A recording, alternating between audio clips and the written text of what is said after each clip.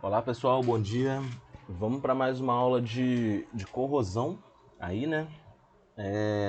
Primeiramente, pedir desculpa, né, que eu falei que ia botar tudo em dia de corrosão, né, com vocês, e semanalmente, como eu tô fazendo com outras disciplinas. Só que esse período tá muito esquisito, eu tô tendo um pouco de dificuldade para me adaptar de quinzenal para semanal, né? Fora que ao longo da semana aparecem vários compromissos aí de reuniões, né, do próprio IFES mesmo. Então acabei me enrolando um pouquinho, né? Mas se tudo der certo, a partir da prova um vai seguir tudo normalmente, tá bom? Essa aqui é a nossa aula 5, né? Essa aula 5 a gente vai ver o capítulo 6 e o capítulo 7 de uma vez, né? Que é o capítulo 6 é a corrosão, mecanismos básicos, e o capítulo 7 que são meios corrosivos, né? Lembrando sempre que a gente está usando o livro do Vicente Gentil. Eu não sei, acho que alguém me mandou uma mensagem, né, num e-mail perguntando sobre o conteúdo da, da disciplina, né? E eu respondi que, na verdade, perguntando se estudar pelo slide é o suficiente, né? E eu respondi que sim, é o suficiente sim, né? Eu gasto bastante tempo fazendo esses slides e com bastante texto, como vocês podem ver, né? Para que vocês não precisem olhar o livro para entender alguns conceitos. É claro que quem quiser olhar o livro vai ter vai ter bastante informação, né? A gente consegue ler tudo. Tem alguns exemplos, algumas coisas que eu omito aqui, mas para a prova, pensando na prova, eu vou basear completamente nos slides que eu preparei, beleza? Em relação à prova, já vou adiantando para vocês, né? A prova está marcada para a próxima semana, né? Semana do dia 15, acho que é da semana do dia 15, né? De 15 de março, né? O, o correto é eu postar a prova, o que eu costumo fazer, postar a prova dá uma semana para vocês fazerem, né? Mas como essa disciplina aqui, especialmente de corrosão, eu tô colocando as aulas meio picado, tá um pouco atrasado, eu vou dar um prazo maior para vocês fazerem, né? Isso vale tanto para a prova quanto para os resumos, tá bem, gente? Então acho que na semana que vem eu vou postar a prova e resumo, postar assim a prova e abrir para vocês me enviarem os resumos. E aí vocês vão ter 2 a 3 semanas aí para me responder, tá? Eu vou definir isso direitinho ainda na próxima semana. Mas a partir do momento que eu postar a prova, vocês vão ter 2 semanas para responder. Então, vocês podem ficar tranquilos que eu vou ser bem compreensivo aí com questão de prazo, porque, como eu estava dizendo, eu também atrasei bastante, tá? Na postagem de conteúdo.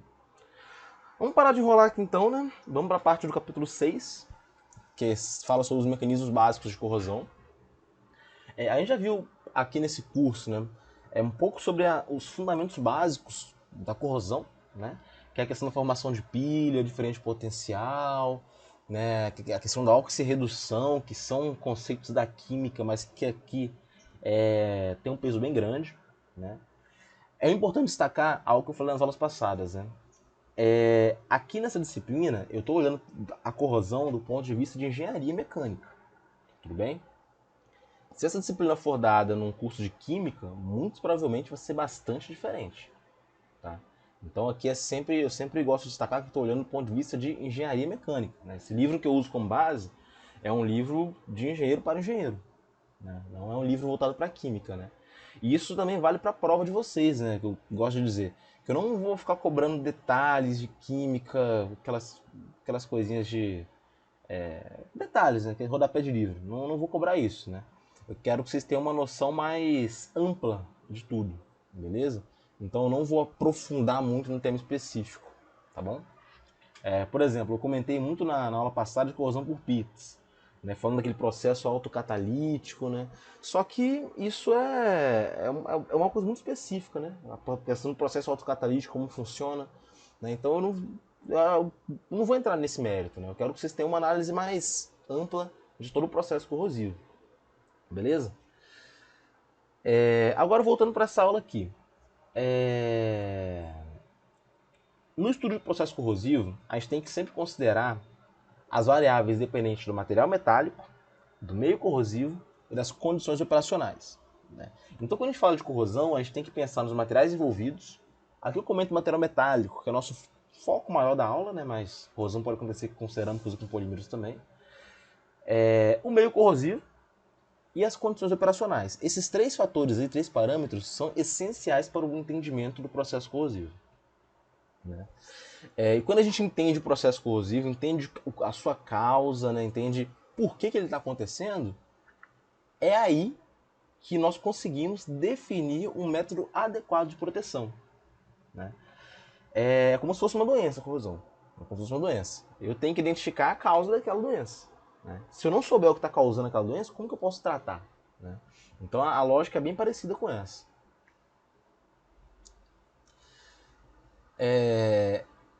Pensando nesses três parâmetros principais, né, a gente pode considerar algumas variáveis dentro deles, né? Por exemplo, material metálico. A gente tem que considerar a composição química, impurezas, como que esse material é obtido, tratamento térmico e mecânico, o estado superficial, a forma, se for usado algum tipo de união, né, seja soldagem, rebite, enfim. Tem que considerar o contato com outros metais. Então, em se tratando do material metálico, nós temos várias particularidades. Em relação ao meio corrosivo também, né? Meios corrosivos podem ser muito diferentes, né?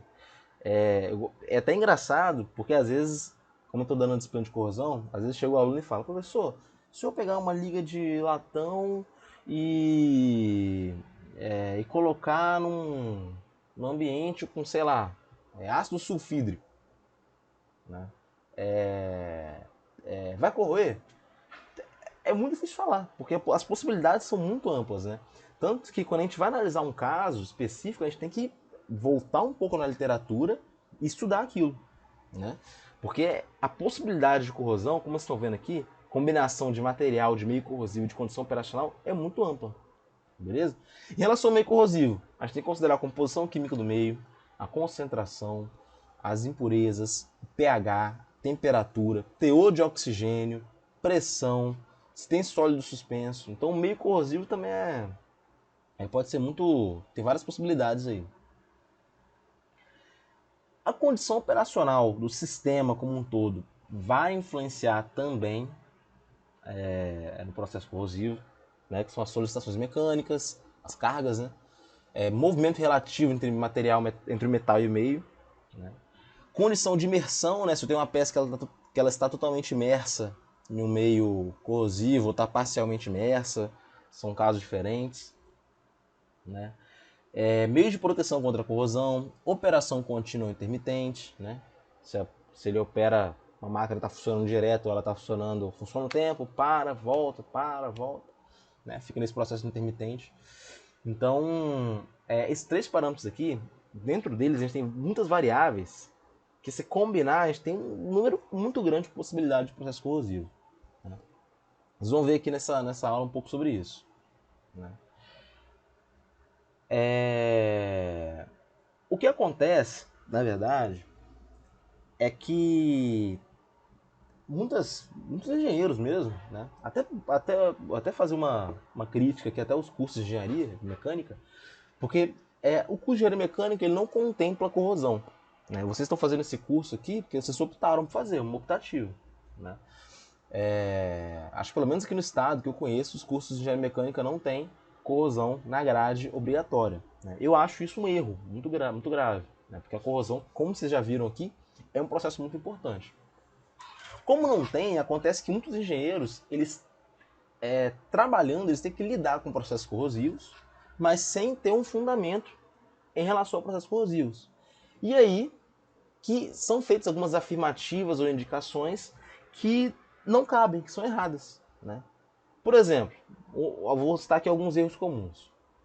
Muita gente fala que ácido inoxidável não sofre corrosão. Está errado. Ácido inoxidável sofre corrosão, né? Depende da situação. Ácido sulfúrico concentrado é mais corrosivo que ácido diluído, né? É outro problema, né? A gente tem a ideia de que o ácido concentrado ele é mais corrosivo que o ácido diluído. Errado. O ácido diluído ele tende a ser mais corrosivo, né?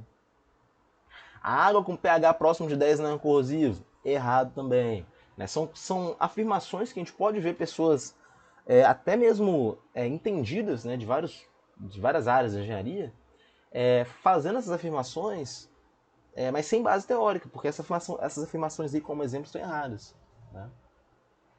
né?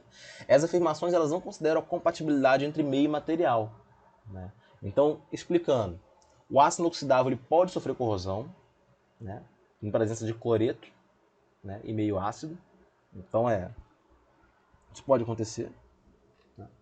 O ácido sulfúrico concentrado ele pode ser armazenado em tanque de aço carbono, mas o ácido diluído não. Né?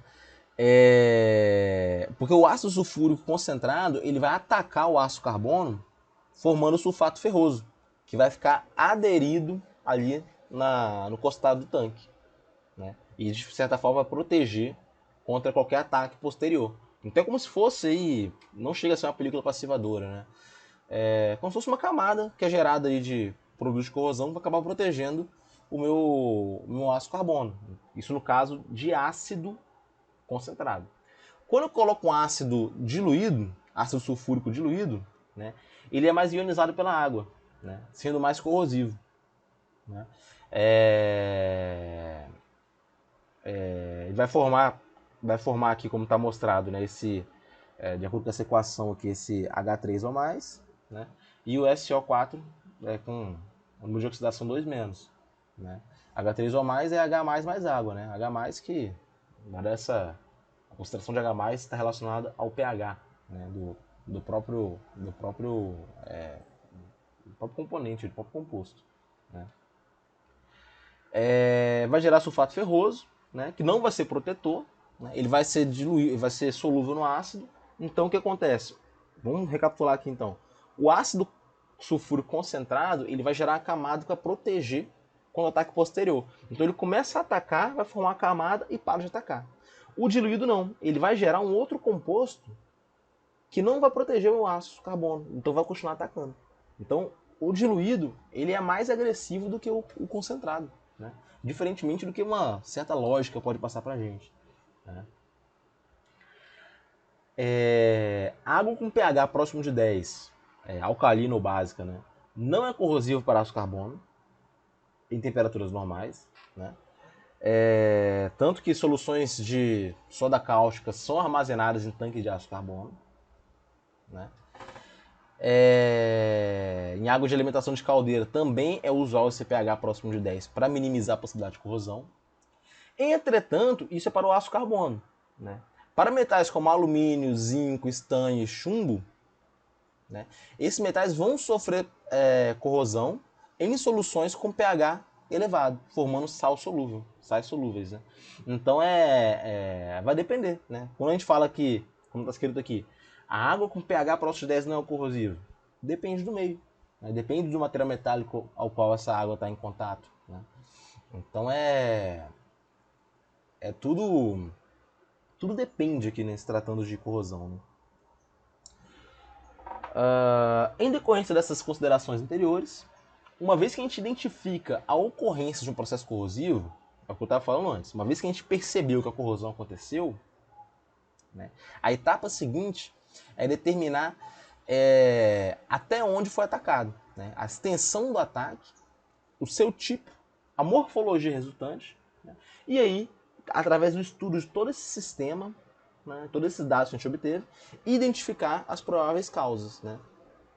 Uma vez que a gente entende qual é o mecanismo que causa a corrosão, a gente consegue controlar esse processo corrosivo. Né.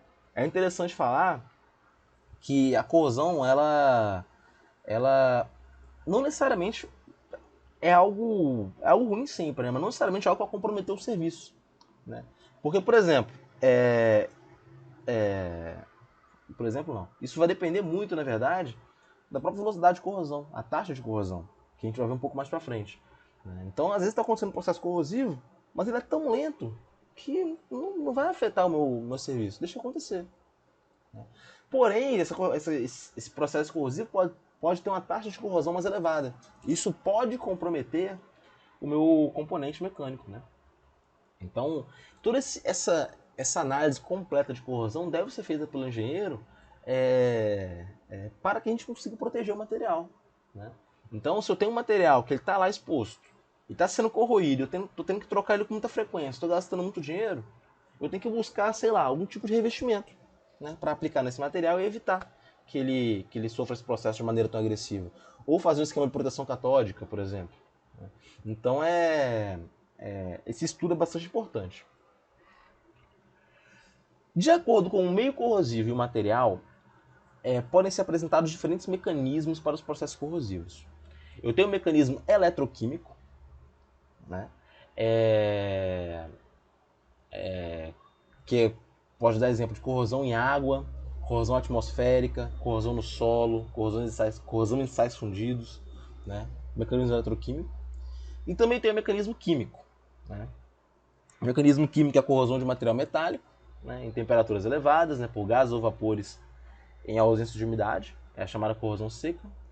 Eu tenho corrosão em solventes orgânicos isentos de água e tenho corrosão de materiais não metálicos, né? Então esses dois diferentes mecanismos, né? Qual a diferença entre o mecanismo eletroquímico e o mecanismo químico, né? O mecanismo eletroquímico tem a diferença, na verdade, pode pegar pela própria palavra, né? Esse elétron está na frente. Esse elétron dá a ideia de que vai ter uma passagem de uma corrente, vai ter uma troca de elétrons, né? E a grande diferença é essa, né? No mecanismo eletroquímico, as reações químicas vão envolver uma transferência de carga, né, através do eletrólito, né? Então, quando eu tenho transferência de carga, né, quando passa elétrons de um lado para o outro, eu tenho uma corrente. Se eu tenho uma corrente, eu tenho um DDP. Então, um processo eletroquímico.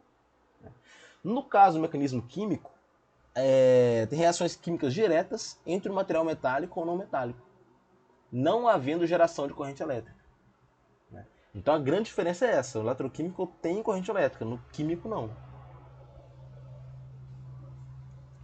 Aqui eu tenho um exemplo do mecanismo químico, né?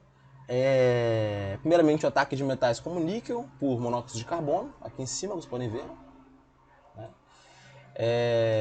Vai formar essa carbonila de níquel, né? Ou um ataque químico, né? Você vê que não tem troca de elétrons.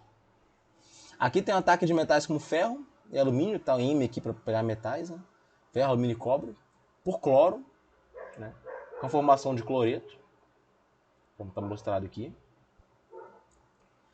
Eu tenho ataque de metais por solventes orgânicos, na ausência de água, né? Como está mostrado aqui, né? O magnésio reagindo com esses halogenetos de alquila, né?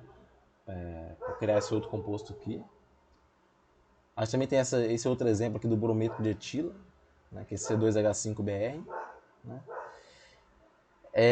Ataque da borracha por ozônio é outro exemplo de mecanismo químico, né, que vai oxidar a borracha, vai perder elasticidade, vai deixar a borracha quebradiça, né? O ozônio ataca a borracha.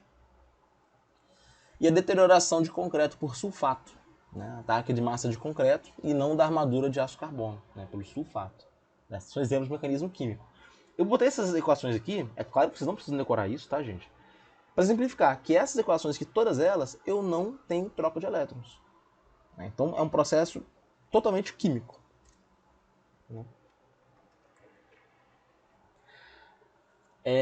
Esses dois mecanismos, eles atendem à conceituação apresentada para a corrosão, no sentido de que ocorre uma ação química ou eletroquímica do meio ambiente sobre o material metálico ou não metálico.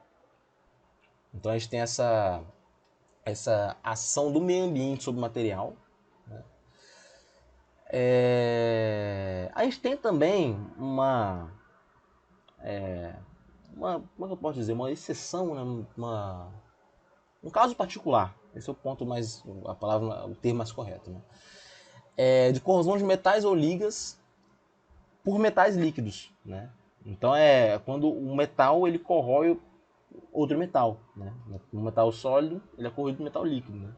Ocorrendo a dissolução ou fratura do material deteriorado. Esse é um caso particular que eu não vou entrar nesse mérito aqui na disciplina. Na corrosão eletroquímica, os elétrons são cedidos em determinada região e recebidos em outra, né? Então agora a gente vai entrar um pouco sobre o mecanismo eletroquímico, né? Quando a gente fala de corrosão eletroquímica, a gente está falando do aparecimento de uma pilha de corrosão. A gente já viu o que é pilha, os tipos de pilha, a gente já viu isso no capítulo 4, né? Esse processo eletroquímico ele pode ser separado em 3 etapas. Tem um processo anódico, que é a passagem dos íons para a solução. Eu tenho o deslocamento dos elétrons e íons. né? Onde ele vai sair os elétrons vão sair da área anódica para a área catódica, né, no circuito metálico. Lembrando que o sentido da corrente aqui é aquele sentido convencional, não é real, né? Então ele vai sair da anódica para a catódica. E o processo catódico, onde ocorre a recepção de elétrons na área catódica, pelos íons ou moléculas existentes na solução. Tá bom? Então tem esses três processos, três etapas do processo eletroquímico. É importante falar que o processo anódico e catódico são rigorosamente equivalentes, né? Se alguém está dando elétrons, o outro está recebendo. A passagem de um cátion para o anólito, a solução em torno do anodo, é acompanhada da descarga simultânea de um cátion no católito, a solução em torno do cátodo, não se produzindo acúmulo de eletricidade. Então é um processo simultâneo, um perde, outro ganha. A intensidade do processo corrosivo ela pode ser avaliada tanto pelo número de cargas dos íons que passam a solução no anodo, como pelo número de cargas dos íons que se descarregam no cátodo. Eu posso avaliar a intensidade do processo tanto pela quantidade de íons que saem do anodo, quanto aqueles que chegam no cátodo. A mesma quantidade. Ou ainda pelo número de elétrons que migram do anodo para o cátodo. Então, entrando mais nesse mérito de reações anódicas e catódicas. Aqui a gente tem alguns exemplos, né? Generalizando por causa de um metal M, né? Qualquer, a gente pode apresentar as possíveis reações no anodo e na área catódica. A reação anódica é isso aqui, o metal ele vai perder elétrons. Então ele vai ficar com uma carga positiva e vai perder elétrons. Reação anódica. É a oxidação do metal, ele vai oxidar. A reação catódica é a redução do íon H+, no meio ácido, né?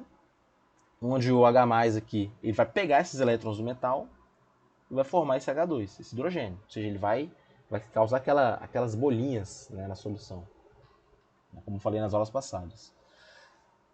Também tem a redução do oxigênio. Né? O oxigênio misturado com a água ele pode pegar esses elétrons e formar hidroxila, meio neutro ou básico. Ou ele pode, junto com esse H+, pegar esses elétrons e formar água no meio ácido.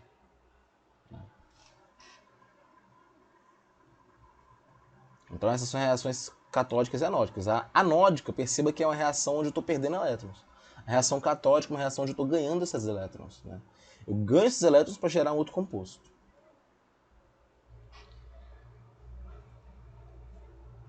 A gente pode considerar a redução catódica do oxigênio, se processando com formação intermediária de H2O2, né, que se decompõe rapidamente. Então a gente tem essas reações aí mostrando no meio neutro ou básico, a reação de redução, né, do oxigênio, né, formando H2O2 mais hidroxila, ou esse H2O2 pegando esses elétrons e formando hidroxila também. Então, no final de contas, vai formar essa hidroxila, que esse é o H-.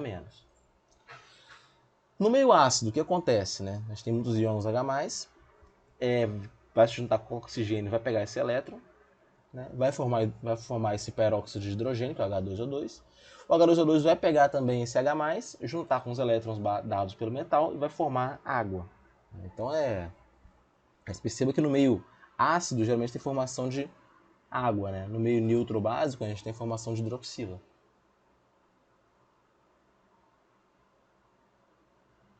Então é o que eu estou dizendo, na região catódica, em meio neutro, a gente tem formação de hidroxila, né? Com uma elevação do valor do pH.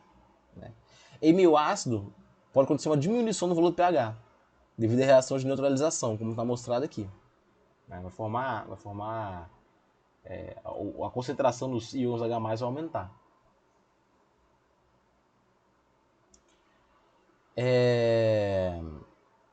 Quanto à reação de redução do íon hidrogênio, né, na área catódica, a gente deve considerar que, como estão nessas reações aqui embaixo, embora seja pequena a dissociação da água, a gente admite a possibilidade de acontecer, em meio neutro não aerado, a reação A mais B, né, que é essa última reação listada aqui embaixo, né, onde eu tenho essa água que vai pegar um elétron e vai gerar H2 mais hidroxila. Né. Pode acontecer isso também.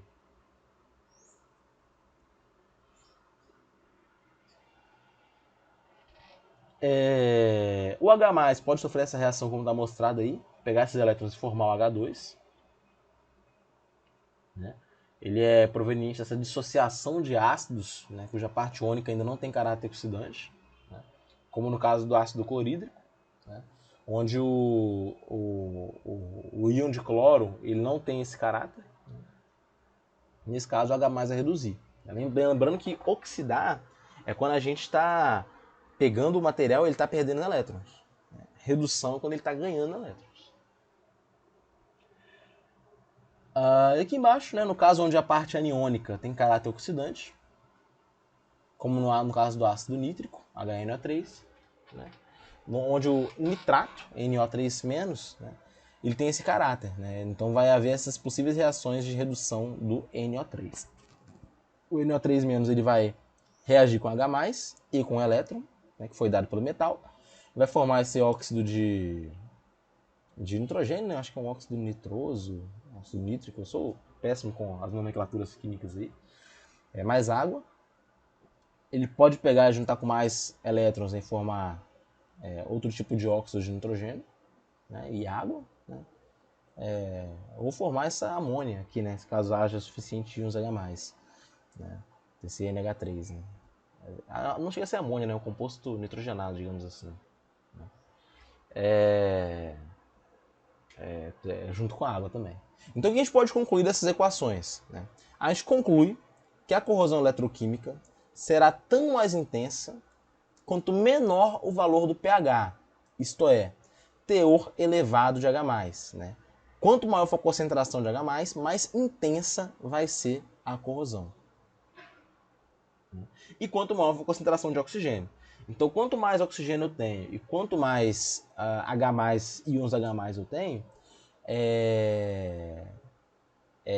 mais intensa vai ser a corrosão eletroquímica. O oxigênio, inclusive, ele pode ser considerado como um fator de controle em processos corrosivos. Né? Então a gente pode citar alguns dos comportamentos do oxigênio. Né? O oxigênio ele pode comportar-se como acelerador do processo eletroquímico de corrosão. Né? Acelerador do processo eletroquímico de corrosão.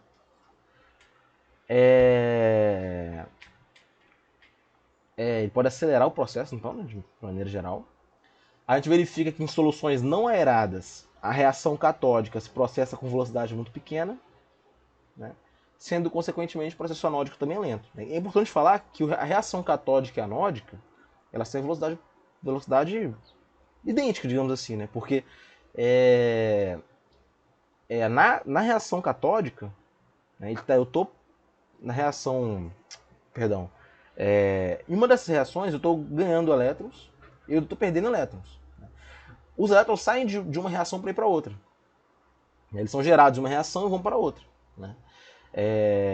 Lá no anólito eles saem e vão chegar no católito. Então acontece o seguinte: quando acontece essa transferência de elétrons, eu não tenho como falar que uma reação ela é mais rápida que a outra. Elas estão agindo juntas. Né? Uma está perdendo, outra está ganhando. Né? Se uma perde rápido, a outra ganha rápido. Então elas têm a mesma velocidade. Então, em soluções não aeradas, essas reações acontecem muito lentamente. Nesse caso aí do meio não aerado, o hidrogênio pode ficar adsorvido na superfície do cátodo, polarizando a pilha formada, com consequente redução do processo corrosivo. Né? Então o processo corrosivo ele é menos intenso. Né? E mais lento também, né? Mais lento. Entretanto, no caso de meio aerado, a gente tem a presença de oxigênio. Né? Quando fala meio aerado, tem oxigênio, tudo bem, gente? Ocorrendo a sua redução e não se tendo a polarização pelo hidrogênio, e sim a aceleração do processo corrosivo. Então, quando eu estou no meio aerado, esse hidrogênio ele não vai polarizar a pilha. Então, o que vai acontecer, na verdade, é a redução do oxigênio, e vai acelerar o processo corrosivo.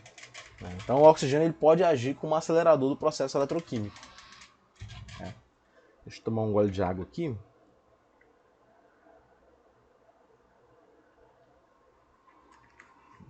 Bom, vamos seguir. O oxigênio ele não funciona somente como estimulador de corrosão, né? Ele pode agir até certo ponto como protetor. Isso, a gente até comentou isso já, né? No caso do alumínio, por exemplo, né, forma aquela camada passivadora, né, de óxido protetor, de Al2A3. Esse óxido só vai se formar se tiver oxigênio disponível, né? Então a superfície do alumínio vai reagir com esse oxigênio no meio, vai formar essa camada, essa película essa camada vai proteger o material, retardando o processo corrosivo. Pode se formar uma película de oxigênio absorvida sobre o material metálico, tornando o material passivo também, ou seja, protegendo o material. Então, o oxigênio, da mesma forma que ele pode acelerar o processo corrosivo, ele também pode proteger o metal.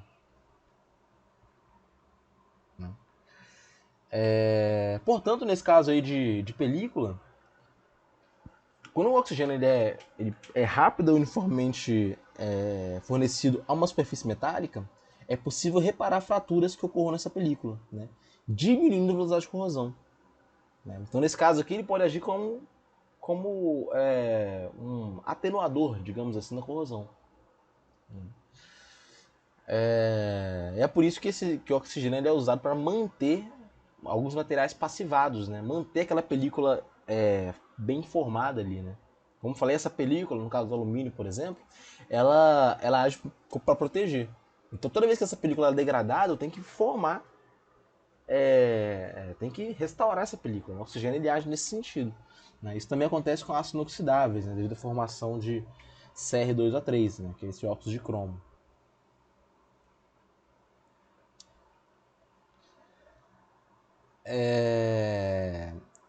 Bom, essas considerações elas podem sugerir de que o ideal seja que a gente tenha uma alta pressão parcial de oxigênio para reduzir a velocidade de corrosão.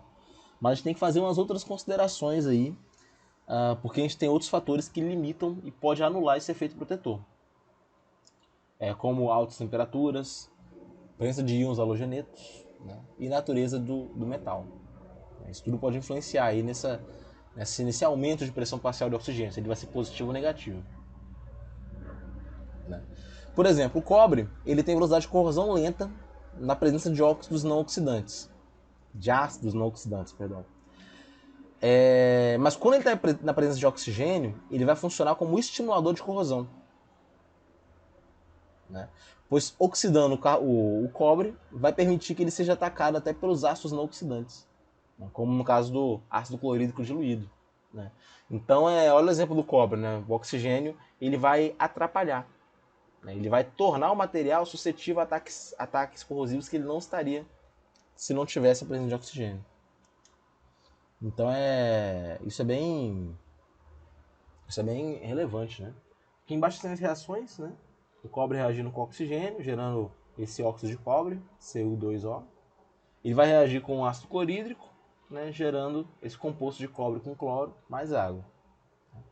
Ou, né, o cobre formando esse óxido de cobre, né? Esse óxido de cobre reagindo com ácido clorídrico, formando outro tipo de composto de cobre com cloro e também outro produto corrosivo. Beleza? Então até aqui, gente, eu estava falando muito do oxigênio. Né? Aqui eu estava falando só em relação às reações anódicas e catódicas, eu estava destacando como que o oxigênio trabalha nesse sentido. Né? É importante a gente comentar também sobre a natureza química do produto de corrosão. Né? Quando ocorre corrosão no material, vai ser gerado sobre sua superfície um produto de corrosão. E aí vem aquela história, né? O que é esse produto de corrosão? Esse produto de corrosão ele é formado pelos íons resultantes das reações anódicas e catódicas. Né?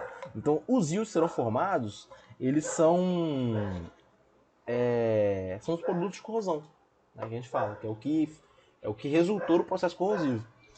Então, aqui a gente tem um exemplo, né, de um metal qualquer que vai reagir com essa hidroxila, formando esse íon, que é esse produto corrosivo. Exemplificando com ferro, zinco e alumínio, o que a gente tem? Na reação anódica, né? Ferro, zinco e alumínio, todos eles se oxidando, são reações anódicas. Produto de corrosão de cada um, ó. Do ferro, esse FeOH2. Do zinco eu tenho esse ZnOH2. Do alumínio eu tenho AlOH3. Então são os produtos de corrosão. Esses produtos insolúveis ocorrem no caso de meios neutros ou básicos. Já no caso de meios ácidos, ocorre a formação de sais solúveis, como cloretos e sulfatos. Se o ácido for clorídrico e sulfúrico, respectivamente. No caso do ácido clorídrico, vai gerar cloreto. No caso de ácido sulfúrico, vai gerar sulfato. Vale destacar também a importância da presença do eletrólito no processo eletroquímico de corrosão.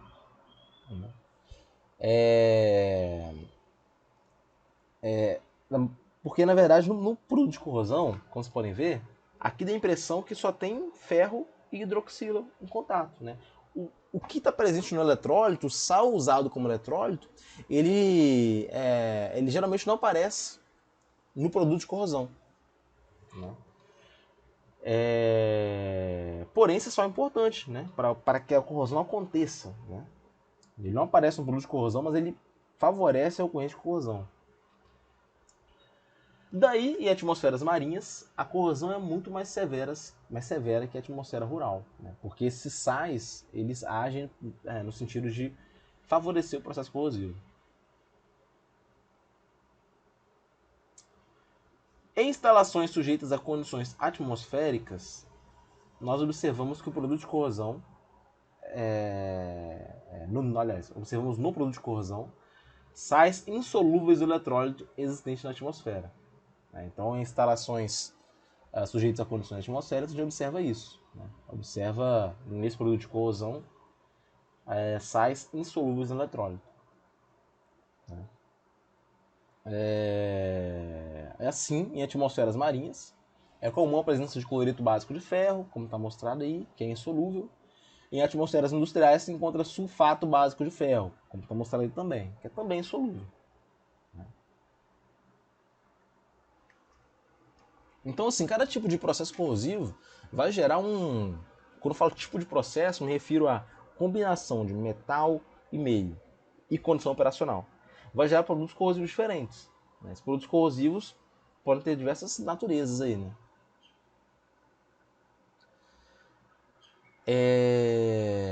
Considerando o caso do ferro imerso em solução aquosa de cloreto de sódio, que funciona como eletrólito, a gente pode admitir as seguintes reações. No anodo acontece a oxidação do ferro. Né? Em seguida, essa água mais esse oxigênio vai reagir com esse elétron que foi cedido pelo ferro, gerando hidroxila. Né? Os íons metálicos Fe2+, gerados lá no processo de oxidação, eles migram em direção ao catodo. E os íons hidroxila, que são gerados lá no catodo, eles migram em direção ao anodo. Né? Essa reação aqui de baixo, não está mostrada aqui, mas ela é realizada no catodo. Então o que acontece? O Fe2+, ele vai caminhando junto com o elétron. Né? E o 2H- faz sentido oposto. Né? Então lá no meio do caminho eles vão se encontrar, formando esse hidróxido de ferro 3, que é o FeOH2. Né? Ou também hidróxido ferroso, como é conhecido. Então o que acontece? Resumindo isso aí, a gente percebe que na corrosão eletroquímica o metal se oxida num lugar, o oxidante se reduz em outro, e o produto de corrosão ele se forma numa região intermediária, né? Não apresentando, portanto, características protetoras. Né? Então no anodo, voltando aqui, no anodo, nesse caso aqui, eu vou gerar Fe2+, no catodo vai se formar 2OH-. Então esses dois componentes, eles vão ser, o Fe2+, ele vai andar na direção do catodo. O OH-, a hidroxila, vai andar na direção do anodo. E vão se encontrar no meio do caminho, formando o produto corrosivo. Né?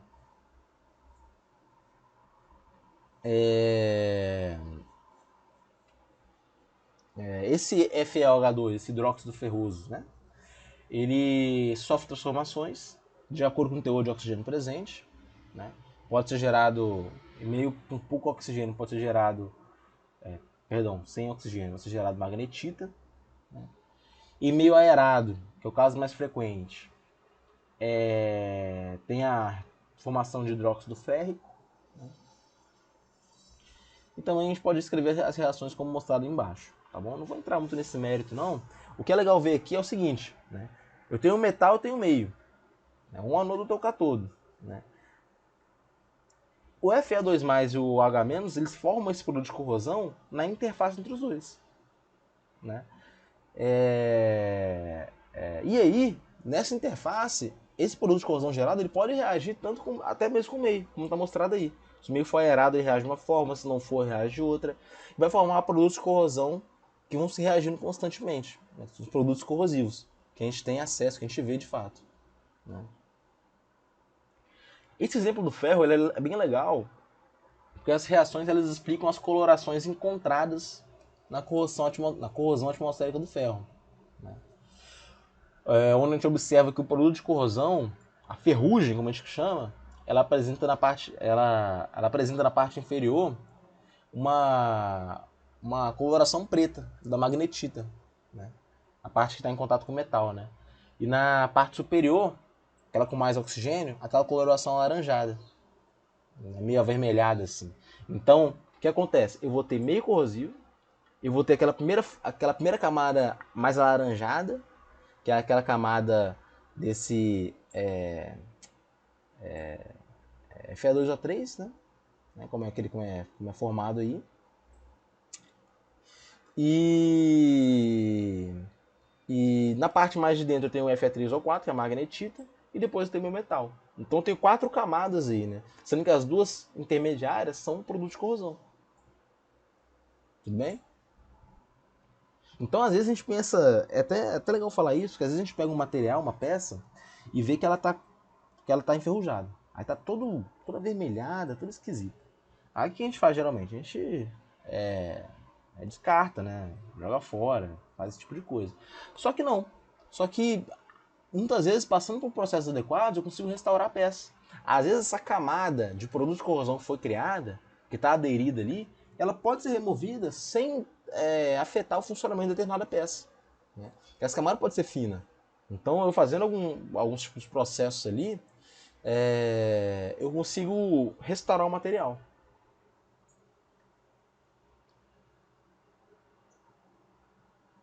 Quando o ferro-aço, né, já com a camada de Fe2O3, aquela camada alaranjada, ela sofre corrosão na presença de um filme de umidade atmosférica, vai ocorrer a reação anódica, como está mostrado aqui a oxidação, vai ocorrer a reação catódica formando magnetita, né? E aí quando a ferrugem seca, ela é permeada pelo oxigênio, né? Havendo reoxidação na magnetita, formando mais Fe2O3. Né? Então, esse Fe2O3 ele pode se apresentar não hidratado, né, sob a forma de hematita, ou hidratado sob essas outras 3 formas, né, de acaganeita, lepidocrocita e goetita. Né? São várias possibilidades aí. Aí tem falando um pouco sobre esses compostos que podem ser gerados, os produtos de corrosão. Eles aparecem com frequência na ferrugem, né?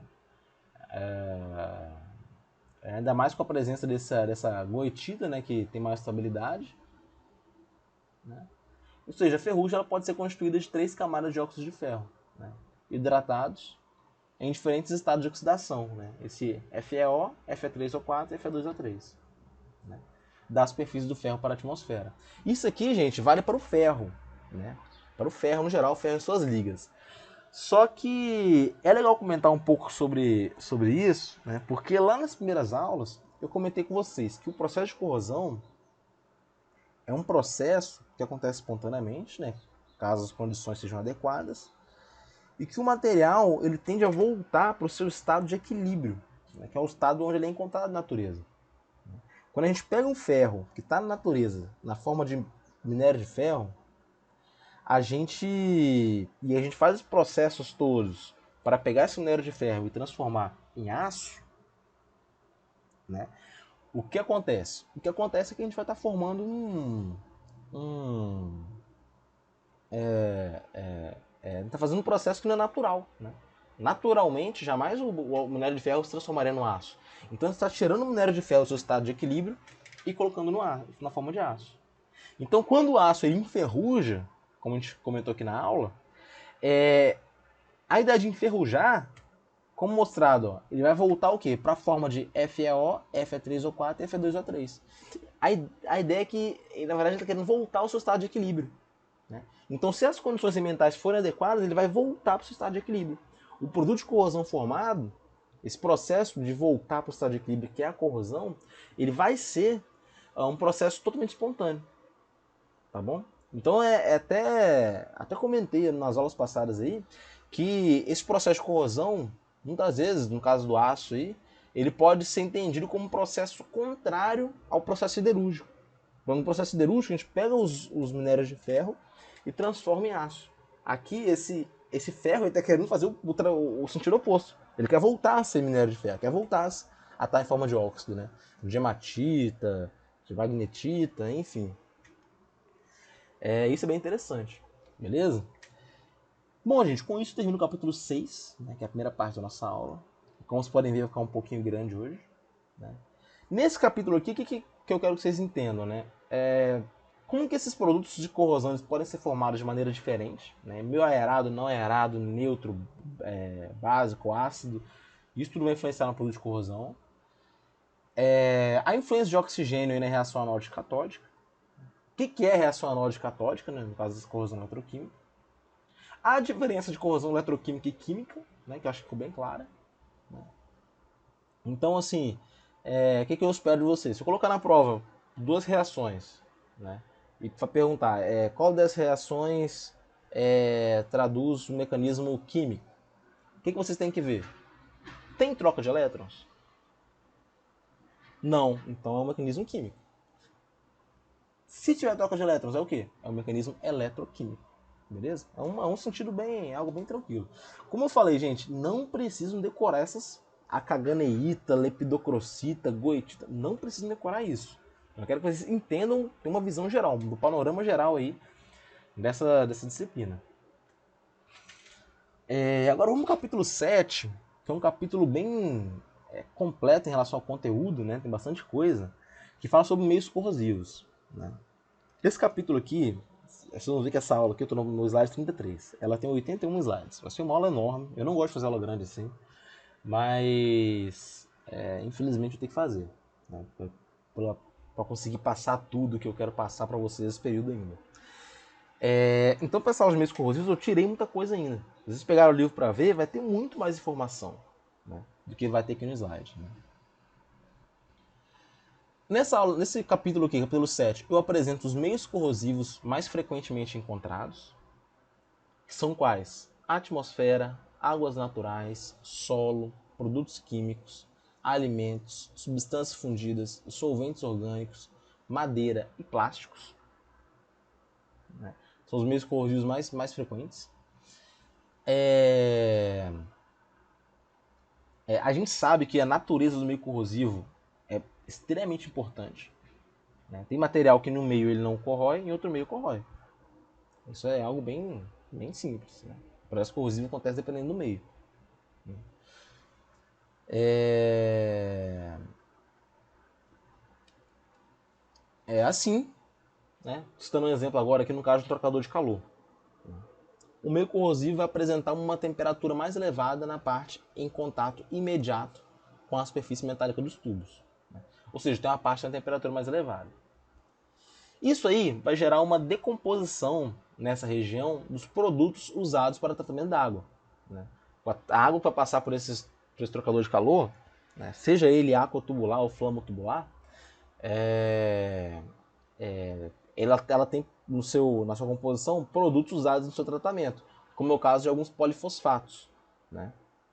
E aí, quando eles estão em alta temperatura, esses polifosfatos vão reverter para fosfato. Né? E pode se depositar nos tubos. Né? Pode se depositar nos tubos, que é um tipo de corrosão também. Né? Ou seja, a alta temperatura vai influenciar nisso. Né? A água mesmo, ou seja, a própria água vai, que teoricamente não deveria corroer, vai acabar corroendo, água limpa, né? Uns tubos aí de detector de calor. Outro exemplo que evidencia a importância do meio na imediata proximidade da superfície metálica é o caso do crescimento do pitch por ação autocatalítica, como mostrei para vocês na aula passada, né?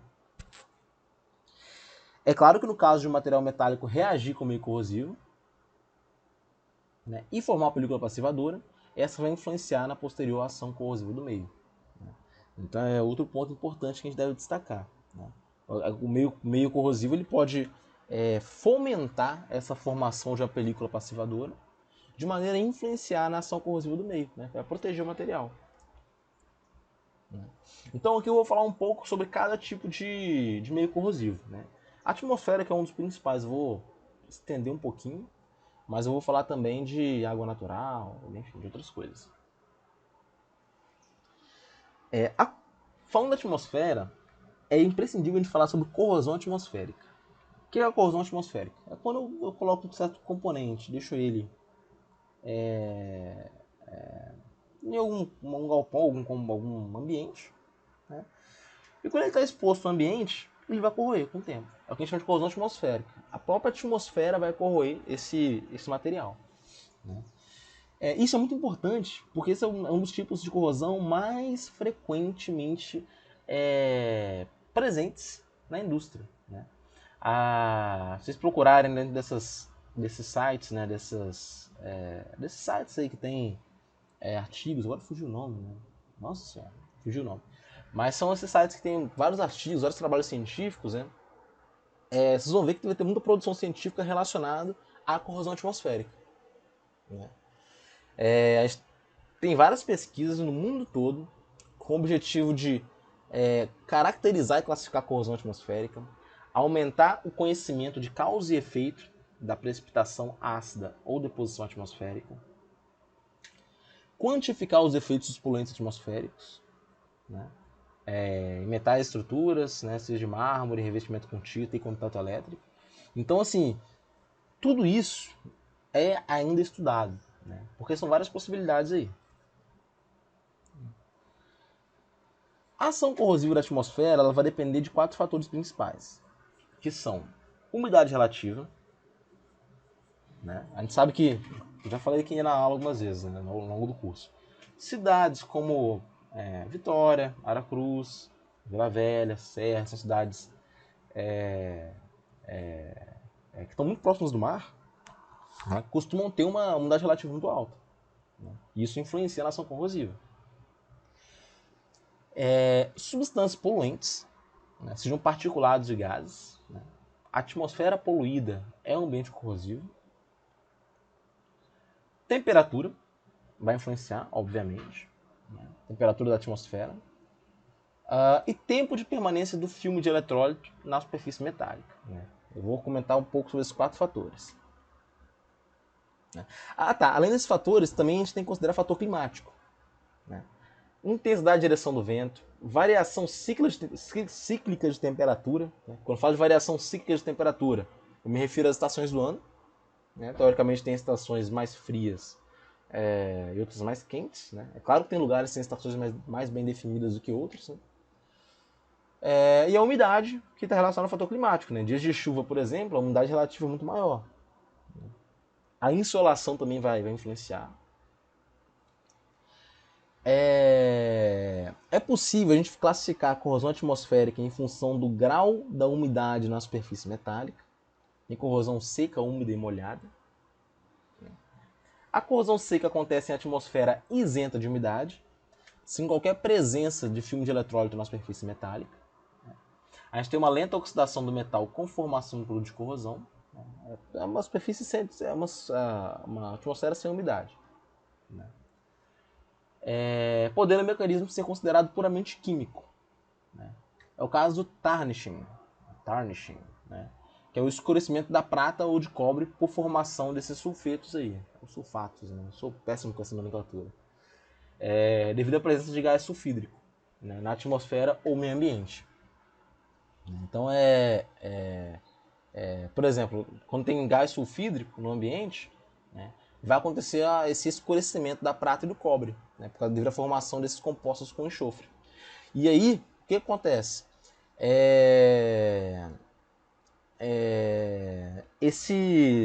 Esses sulfetos, sulfatos, né, esses compostos com enxofre, né, eles vão ser formados nas superfícies materiais, causando esse escurecimento, né.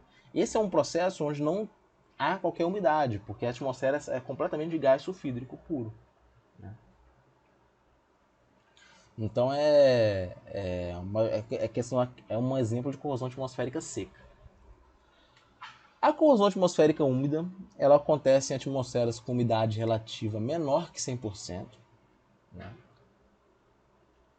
Vai ser formado um fino filme de eletrólito depositado na superfície metálica, né, devido à própria condensação da água. E a velocidade do processo corrosivo depende da umidade relativa, né, de poluentes atmosféricos e da higroscopicidade dos produtos de corrosão. Tudo isso vai depender aí tudo isso vai influenciar na velocidade do processo corrosivo. Na corrosão atmosférica molhada, é onde a umidade relativa está próxima de 100%. Vai ocorrer condensação na superfície metálica, observando que a superfície fica molhada com eletrólito, né? Já que tem uma quantidade muito grande de umidade, né? Então vai ter chuva e névoa salina depositada na superfície metálica.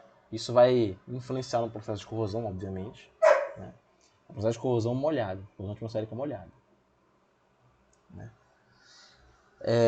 Deixa eu tomar mais um gole de água.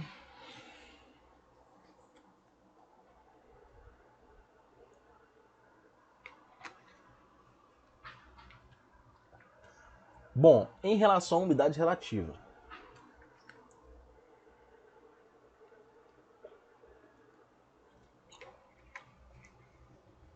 Bom, a influência da umidade na ação corrosiva da atmosfera, ela é acentuada, como eu já comentei, né? A gente sabe que o ferro em atmosferas de baixa umidade, ele praticamente não sofre corrosão, mas em umidade em torno de 60%, o processo corrosivo é lento, né? Mas acima de 70% é acelerado. E aqui, em cidades litorâneas como as nossas, né, por curiosidade, pausem agora esse vídeo, né, botem no Google, umidade relativa, sei lá, Aracruz agora. Vocês vão ver que provavelmente vai estar entre 70% e 90%. Então são ambientes onde a umidade vai influenciar no processo de corrosão. A umidade relativa ela pode ser expressa pela relação entre o teor de vapor d'água no ar e a pressão de vapor d'água saturada na mesma temperatura, né? Isso aí vocês vão ver com mais detalhe, questão de umidade, quando vocês fizerem a disciplina aí de refrigeração e ar-condicionado. Não sei se o nome da disciplina é essa, né?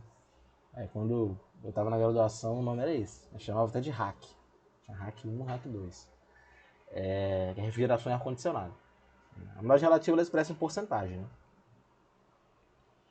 A gente tem um valor crítico, pelo qual, quando a gente chega nesse valor, a umidade ela vai ter uma rápida aceleração do processo corrosivo. Ela vai acelerar o processo corrosivo. Esse valor de umidade crítica, né, é definido como a umidade relativa acima da qual o metal começa a corroer de maneira apreciável. Se além da umidade tiver a presença de substâncias poluentes na atmosfera, a velocidade de corrosão é acelerada, né? E aí eu pergunto para vocês, a atmosfera ela costuma ser poluída? A resposta é sim, né? Em grandes centros urbanos a atmosfera é poluída, né? Então, dá um exemplo mais drástico. São Paulo, é aquela cidade que o pessoal fala que não conseguem, o céu está sempre preto, né? É uma cidade que é muito poluída, né? Isso é conhecido, né? Então, esses poluentes presentes na atmosfera, que são vários compostos químicos diferentes, né, eles vão influenciar na velocidade de corrosão causada, na velocidade de corrosão atmosférica, né? Vão acelerar essa corrosão, né? Aqui eu vou mostrar uma imagem para vocês, no próximo slide, da corrosão do ferro em função da umidade relativa da atmosfera, contendo 0,01% de SO2 durante 55 dias de exposição. perceba o seguinte, que a umidade relativa, quando chega a 60%, ela sobe muito. Por essa curva foi traçada aí. Esse aumento de peso aí que está... Na verdade, perdão, quando chega a 60% de umidade relativa, o aumento de peso é muito mais destacado. Né? O peso aumenta muito. Né? Quando eu falo aumento de peso, é porque vão se aderindo novos produtos de corrosão que vão aumentar o peso do meu material. Né? Essa é a influência do dióxido de enxofre na ação corrosiva da atmosfera. Essa figura ao lado aí, né, que é um gráfico mostrando aumento de peso em relação ao número de dias, né, e a umidade relativa, mostra que nesse caso, tem caso 1, 2 e 3, né? Bom, deixa eu explicar aqui de acordo com como está escrito aqui, né? Essa figura ao lado ela evidencia a ação corrosiva devido à presença conjunta de carvão e dióxido de enxofre. Né? Então a atmosfera tem carvão e tem dióxido de enxofre. A curva 1, a mais de baixo, que é só a presença de carvão. Perceba que o aumento de peso é mínimo, né? Mesmo com umidade relativa alta, né? ao longo dos dias. A curva 2 representa a presença de dióxido de enxofre, né? Ou seja, tem um aumento de peso razoável, intermediário. E a curva 3 representa a ação conjunta de carvão e dióxido de enxofre, né? Que tem um aumento de peso muito maior. Isso aí, gente, como que a gente pode... O que a gente pode concluir disso? Que quanto mais poluentes tem na atmosfera, agindo em conjunto, mais corrosiva está a atmosfera.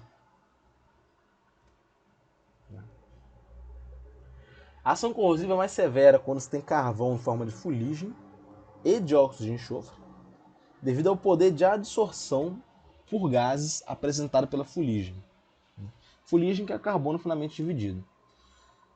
O carbono ele vai adsorver óxidos de enxofre, retendo esses óxidos em contato com o material metálico e tendo-se então a formação de ácido sulfúrico e consequente corrosão.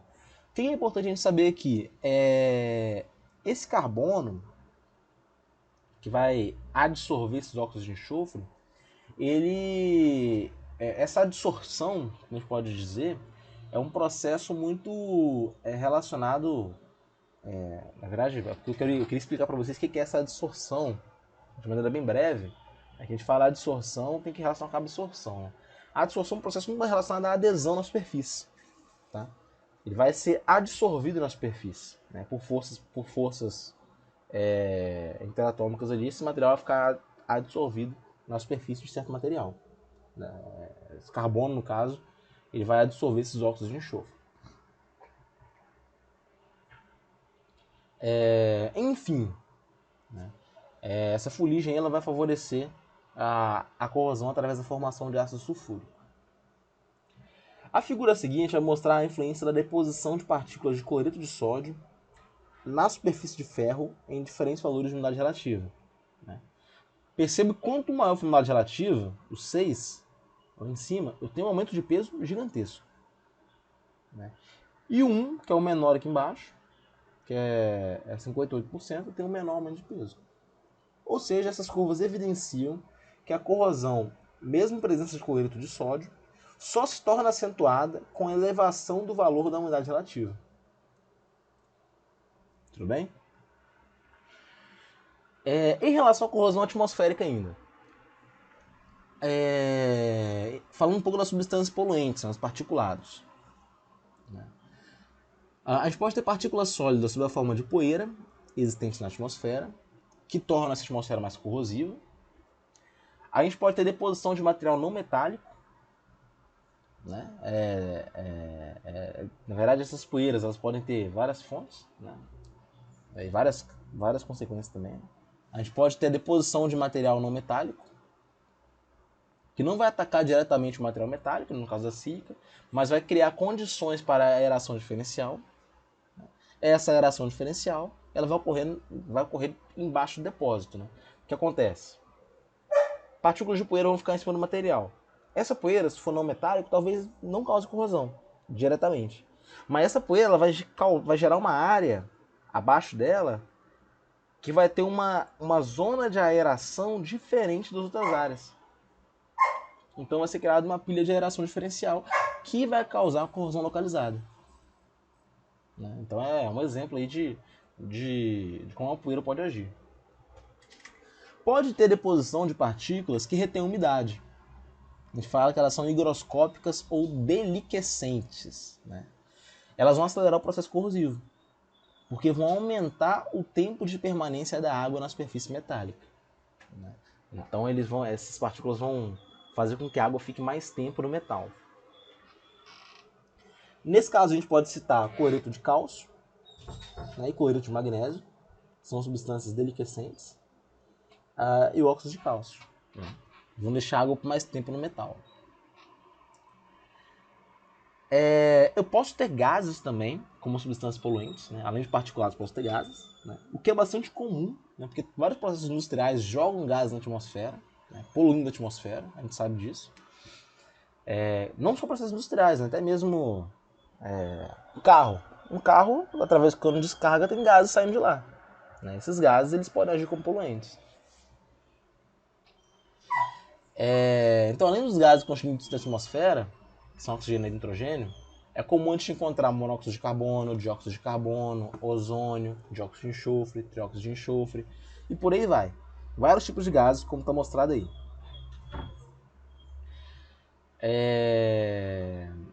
Podem ter ácidos orgânicos também, ácido acético na atmosfera, né, que pode acabar correndo cobre, como está citado também. A presença desses gases está associada aos diferentes tipos de indústria, bem como a combustíveis utilizados. A utilização de combustíveis vai gerar gases que vão ser lançados na atmosfera. Assim, esses gases todos são bem comuns de ser encontrados. Eu vou comentar sobre alguns deles, mais principais. Né? O gás carbônico, juntamente com o monóxido de carbono, eles são geralmente originados de queima de combustíveis, né? Como óleo, gasolina e carvão. Em temperaturas normalmente encontradas em atmosferas ambientais, eles não costumam ser corrosivos para materiais metálicos. Né? Porém, o gás carbônico, aliás, muito embora o gás carbônico forme com a água o ácido carbônico. Né? Então, quando tem água também vai formar o ácido carbônico. Esse ácido, reagindo com alguns metais, como o zinco, vai formar como se fosse uma película protetora, né? Que é o carbonato básico de zinco. Né? Então, o próprio gás carbônico na atmosfera ele protege o zinco, vai se formar uma película naturalmente ali, protegendo o metal. Né? Que é algo positivo. Né? Para materiais metálicos, em geral, esses óxidos de carbono não são tão danosos. Muito pelo contrário. Né? Entretanto, gás carbônico e umidade eles causam a carbonatação do concreto, que vai deteriorar o concreto. Então é um tipo de corrosão que é perigoso. Para metal não é tão perigoso, mas concreto é. Concreto que geralmente é usado em aplicação estrutural. Né? Então isso bem relevante. É legal falar dessa carbonatação básica do zinco, né? Porque o zinco, ele naturalmente com a atmosfera, que sempre tem gás carbônico, né? Que geralmente tem gás carbônico, né? Vai se formar a película no zinco naturalmente. Então é por isso que o zinco ele é usado para proteção contra corrosão. Né? Tem a questão das chapas galvanizadas, são chapas onde tem uma película de zinco, um revestimento de zinco na verdade. Né? Então é bem interessante relacionar isso. O ozônio ele é prejudicial para borrachas. Né? A ação prolongada desse gás ele oxida, perdendo elasticidade e deixando a borracha quebradiça. Os óxidos de enxofre eles são mais comuns em atmosferas industriais e urbanas. Né? Talvez quem mora lá no interior aí de Aracruz, né? Eu não conheço bem os distritos ainda aí. Talvez não tenham muito problema com esse tipo de gás, por exemplo. Mas as indústrias geralmente usam esses óleos combustíveis, né? Que tem muitos óxidos de enxofre como produtos de exaustão. Né?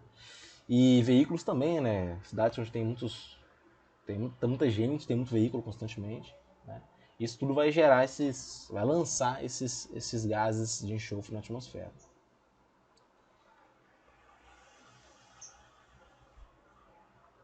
Na queima de um óleo combustível contendo carbono, hidrogênio e enxofre, a gente pode considerar a formação dessas substâncias aí, como está mostrado. E esses gases vão se formar, junto com a umidade, ácido sulfuroso e sulfúrico.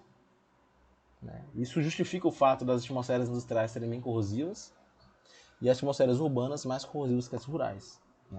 Porque temos muitos óxidos de enxofre no ar, no ambiente. Aí vocês podem ver a reação desses óxidos de enxofre com água ou com oxigênio, gerando o ácido sulfuroso ou ácido sulfúrico.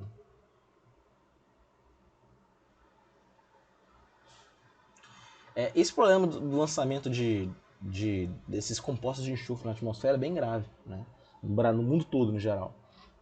Tem uma demanda anual e mundial de 1 bilhão de toneladas de carvão. Toda vez que a gente queima carvão, a gente está gerando esses gases. Então a gente pode admitir que cerca de 20 milhões de toneladas, então são 20 bilhões de fato, de SO2 são lançados por ano na atmosfera. Então é muita coisa. A gente pode citar também que a cada 750 mil toneladas de ácido sulfúrico provenientes da queima de carvão, que a cada ano caem 750 mil toneladas de ácido sulfúrico em Londres, devido a essas reações que eu mostrei aqui, ácido sulfúrico vai ser gerado, devido ao CO2 da atmosfera. Então 750 mil toneladas de ácido sulfúrico caem em Londres devido a essa queima de carvão. Isso aí essa quantidade de ácido sulfúrico é capaz de dissolver completamente 400 mil toneladas de ferro. Então, quando a gente fala de chuva ácida, isso tem que vai ser um processo que vai gerar uma certa corrosão, mas não vou entrar muito nesse mérito. A fonte disso aí são essa queima de carvão. É essa queima de carvão, esse uso de óleos combustíveis. Isso aí vai gerar corrosão em estruturas metálicas, em concreto. Isso porque vai ter muitos gases de enxofre e de nitrogênio presentes. Perdão, muitos óxidos de enxofre e nitrogênio presentes. Então isso é um problema muito grave. Quando a gente coloca os números na mesa, como eu estou mostrando para vocês aqui agora, 1 bilhão de toneladas de carvão é queimado. 20 milhões de toneladas de SO2 são lançadas por ano na atmosfera. Só em Londres, 750 mil toneladas de ácido sulfúrico cai do ar, da atmosfera. Quantidade capaz de dissolver completamente 400 mil toneladas de ferro, que é coisa pra caramba. Então isso tudo é muito grave. Essa queima de carvão, por isso que a gente tenta sempre buscar essas fontes alternativas de energia, porque a queima de carvão é bem danosa para o meio ambiente. Os óxidos de nitrogênio, que vêm principalmente de veículos automotivos, eles podem resultar da combinação de nitrogênio e oxigênio atmosférico por meio de descargas elétricas. Esses óxidos dão lugar a ácido nítrico, que também vão ser agentes corrosivos graves na corrosão atmosférica.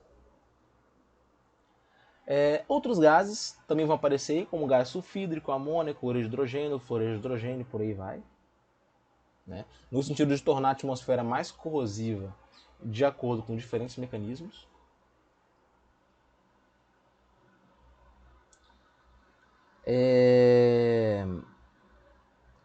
Então a gente tem essa formação aí toda, como eu estou mostrando para vocês. Tudo bem? Então é bem legal a gente ver que todos esses gases que eu comentei aqui, essa aula ela ficaria muito, muito grande se eu comentasse individualmente todos esses outros gases.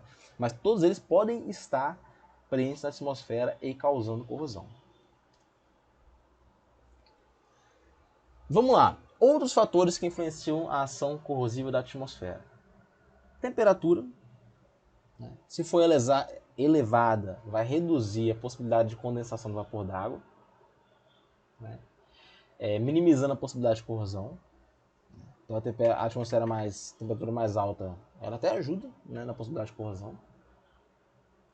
O tempo de permanência do filme de eletrólito na superfície metálica. Quanto menor esse tempo, menor a ação corrosiva na atmosférica. Nesse caso, os fatores climáticos eles desempenham um papel bem importante, né? Bastante influência. As chuvas podem ser benéficas, solubilizando sais presentes na superfície metálica e retirando-os da mesma. Mas se houver frestas ou regiões de estagnação, as soluções dos sais podem ficar depositadas e aumenta a condutividade do eletrólito, acelerando o processo corrosivo.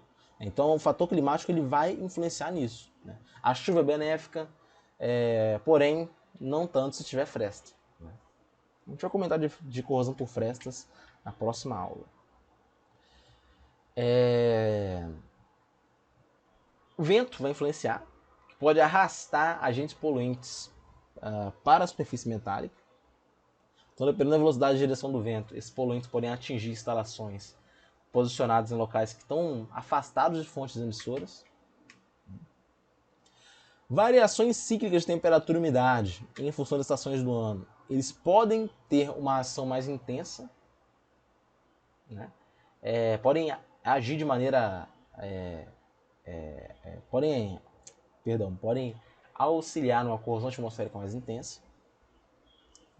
Em certos países, a gente tem um aumento muito evidente do teor de óxido de enxofre durante o inverno, porque durante o inverno tem maior queima de carvão, porque fica frio, as pessoas têm que se aquecer. Então tem países onde isso tem essa sazonalidade aí de problemas relacionados à corrosão, dependendo da estação do ano. Tem uns problemas de insolação. Os raios ultravioleta eles causam deterioração em películas de tinta, né? Vocês vão ver lá no final do período. Na verdade, eu vou até dar um spoiler para vocês aqui agora, né? O trabalho de vocês, que eu vou passar ao longo do período, ele vai ser sobre revestimento, né? Então as tintas, vocês vão ver que às vezes o material ele é muito propenso à corrosão em certo ambiente. Mas se você coloca uma tinta, esse processo ele cai bastante.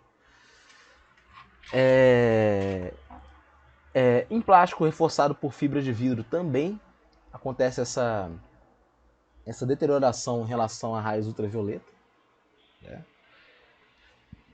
O material plástico ele vai sofrer esse processo corrosivo. Então, geralmente, nesses plásticos reforçados, poliéster reforçado por fibra de vidro, a gente insere aditivos resistentes a essas radiações ou revestimentos com tintas nos equipamentos sujeitos à insolação. Então, isso tudo é bem pensado quando a gente está projetando esses materiais.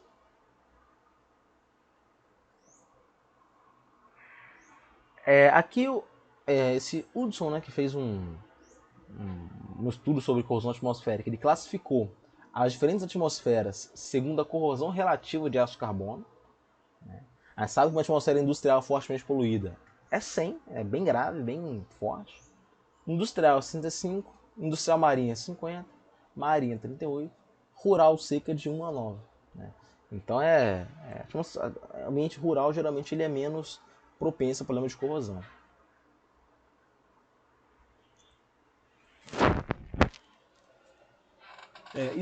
A atmosfera industrial fortemente poluída, ela tem esse problema devido, além da presença dos óxidos de enxofre, né? Pode conter eletrólitos diversos e umidade relativa elevada, né? Então a atmosfera industrial é um ambiente muito agressivo.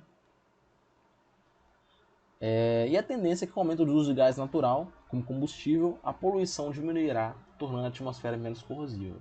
Né?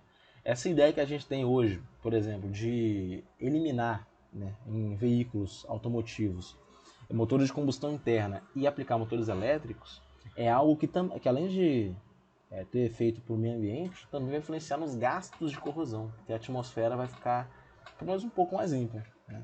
Acho que eu comentei em algumas aulas atrás aí que tem alguns países, né, se não me engano, na Alemanha. A Alemanha limitou até 2030 a produção de carros a motores de combustão interna e até 2050 a comercialização. Depois disso aí vai ser motor elétrico. Então acredito que todos nós aqui a gente ainda vai viver essa era dos carros elétricos que tá chegando. Tá bom?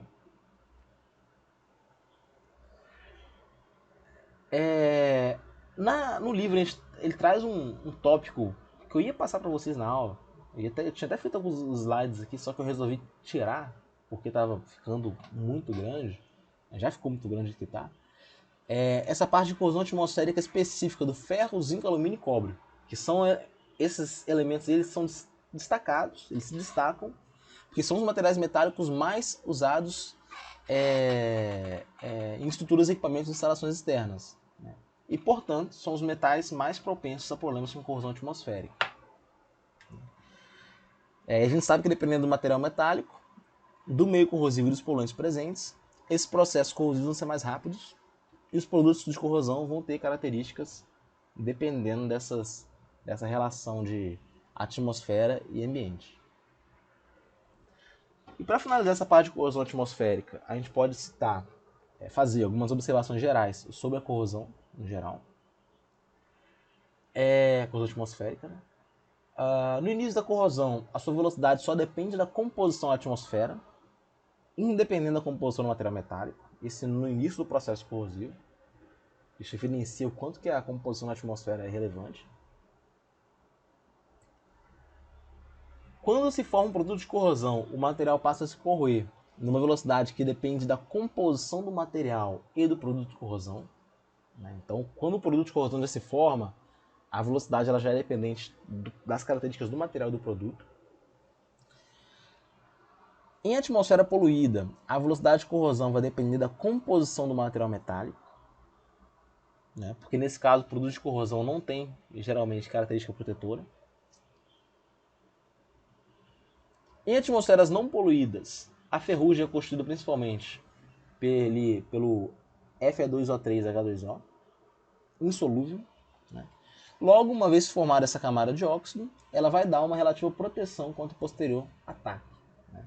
Então são atmosferas não poluídas, tá? A ferrugem ela vai ter esse óxido aí que vai proteger o próprio material metálico do ferro.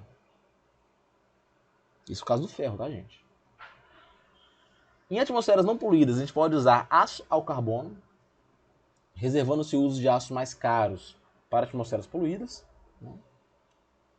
É claro que isso é até óbvio, digamos assim. As chuvas podem ter uma ação benéfica em atmosferas poluídas, porque elas lavam a superfície metálica exposta, impedindo a concentração de agente atmosférico corrosivo sobre o material.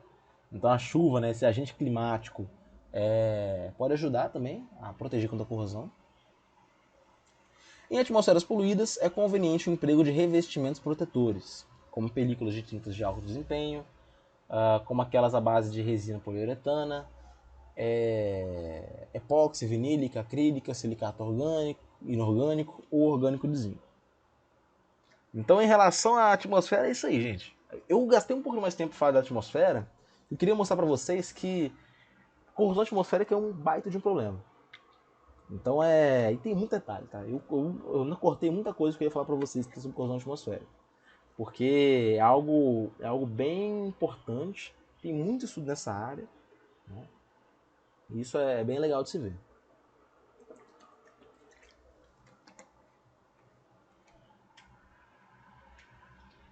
Bom, os materiais metálicos em contato com a água, eles tendem a sofrer corrosão, né? Agora a gente está falando das águas naturais, né? É claro que esse processo corrosivo vai depender do que está contaminando a água. Eu tenho alguns tipos de contaminantes que podem estar na água aí, como gases dissolvidos, oxigênio, nitrogênio, dióxido de carbono, cloro, amônia e por aí vai.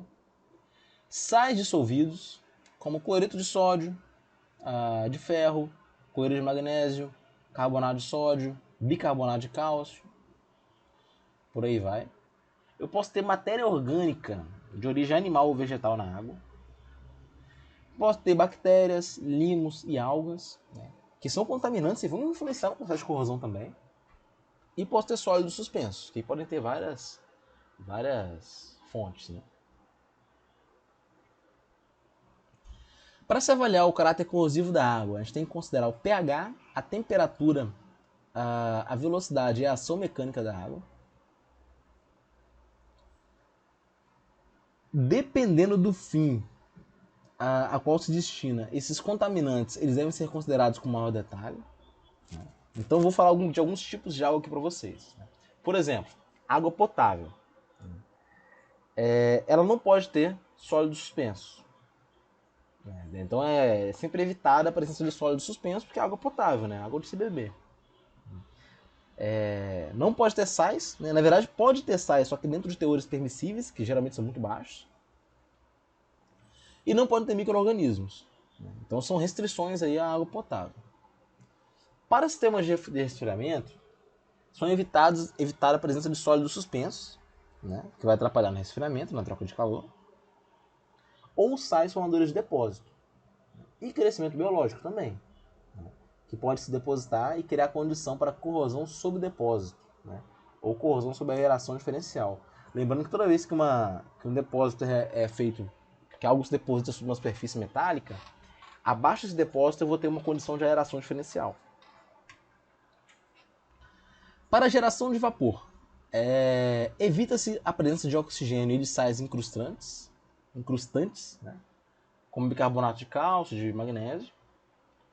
No caso de caldeiras, o oxigênio ele oxidaria a magnetita, que é protetora, formando essa hematita, esse Fe2O3, que é não protetor. E os sais incrustantes depositariam, por exemplo, carbonato de cálcio, dificultando a troca térmica, né? Então isso seria algo negativo. É uma limitação aí de não ter sais incrustantes.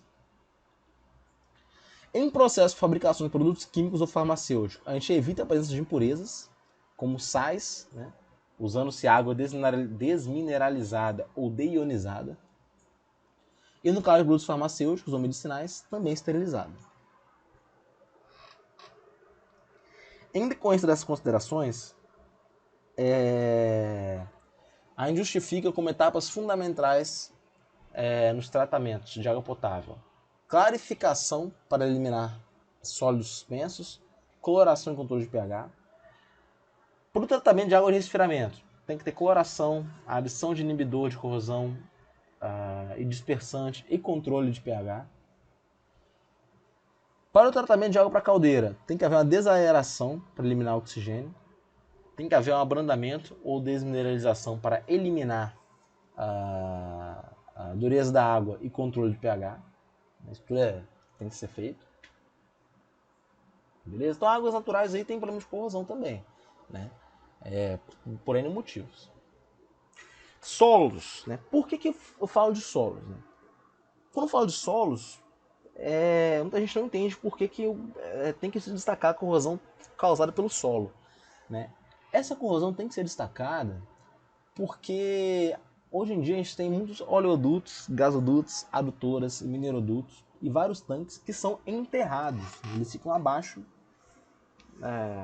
ficam dentro do solo mesmo, né? A corrosão nesses casos, seja tubulações ou tanques enterrados, né, que contém combustíveis, né, outros compostos, pode causar perfurações que provocam vazamentos, contaminando o solo, lençóis freáticos, podendo causar incêndios, explosões, né? Então isso é muito perigoso. Corrosão nessas tubulações pode gerar perfuração. Tendo perfuração, eu tenho esse tipo de problema. A velocidade de corrosão no solo não é muito influenciada pela composição na composição e estrutura do material metálico. O que é mais importante é que a natureza do solo. Nós temos vários tipos de solos diferentes, né? Quem aí já fez edificações ou começou a fazer engenharia civil, tem um conhecimento, sabem que eles estudam bastante solos, né? Tem vários tipos de solos diferentes, né? A natureza do solo ela é exemplificada por alguns parâmetros, né? Como tomada de amostra, a variabilidade, né? Analisar a aeração, umidade, pH, potencial redox, micro-organismos presentes no solo, condições climáticas, né? A quantidade de heterogeneidade do solo, características físico-químicas do solo, como presença de água, sais solúveis e gases, acidez, pH, resistividade elétrica, potencial redox, condições microbiológicas do solo, né? Tem influência direta, né? Modificação causa uma modificação na resistência de revestimentos e pode ser origem de meios corrosivos. E condições operacionais do solo, né? Operações climáticas, emprego de fertilizantes, despejos industriais, profundidade, aeração diferencial, contato metálico e corrente de fuga. Todos esses fatores aí, né, eles influenciam na corrosão por solos. Eu vou destacar aqui como deve ser feita a proteção de tubulações enterradas. Né? Tem alguns métodos mais usuais para fazer essa proteção. Né? Primeiramente, revestimento. Né? Seja de asfalto bituminoso reforçado com véu de, asfalto bituminoso reforçado com véu de lã de vidro, recoberto com feltro impregnado, ou com alcatrão de ulha epóxi, ou polietileno em fita plástica. Né? Posso fazer esse revestimento. Proteção catódica com anudos galvânicos, né? O que a gente chama de anudos de sacrifício, também é outro problema, é outra forma de se proteger, né? Perdão, contra a corrosão pelos solos. Proteção catódica por corrente impressa ou forçada também pode ser feita, né? É claro que, dependendo da condição específica do solo, a gente pode ter medidas protetoras diferentes. Então, posso substituir tubos metálicos por não metálicos, como tubos de PVC, de polímero reforçado por fibra de vidro, polietileno, concreto protegido, tem essas possibilidades. De substituir mesmo essas tubulações. Colocação de tubulação em leito de óxido de cálcio, envolvendo-a totalmente e tornando o meio alcalino, né? No qual a corrosão no ferro é menor, então é para preservar aí algumas tubulações de ferro que contém ferro, né, que é aço. Substituição de aterramento com malhas de cobre por aterramento com zinco, né? O zinco ele é anódico para o ferro, então quem vai correr é o seu zinco, beleza? Então são maneiras aí de se proteger contra a corrosão pelos solos. Eu posso fazer o encamisamento das tubulações com material isolante como concreto. Eu posso fazer colocação das tubulações aéreas ao longo de canaletas ou tubovias. Né? E posso fazer um revestimento em tríplice camada para tubulações enterradas. Né? A primeira camada é um epóxi líquido em 2 componentes. A segunda camada é um copolímero, né? Ou um terpolímero. Né? Copolímero, que quem já fez Mateco 2 comigo sabe o que se trata. Né? Que é um polímero que tem 2 unidades repetidas. Né? Tem 2 unidades básicas ali. Né? E a terceira camada pode ser de polietileno, polipropileno extrudado. Né? Após jateamento com granada de aço, aquecimento e aplicação da primeira camada. As demais camadas são aplicadas por extrusão. Apesar de ter todas essas possibilidades de proteger uma tubulação enterrada, o sistema de proteção mais usual em tubulações de maior responsabilidade, como oleodutos, gasodutos, adutoras e minerodutos, é aquele que combina revestimento e proteção catódica por corrente impressa. Então a gente usa 2 métodos de uma vez para garantir que não tem problemas de corrosão com essa tubulação enterrada. Embora o custo seja mais alto, tem a vantagem de ser mais eficiente e econômico ao longo do tempo.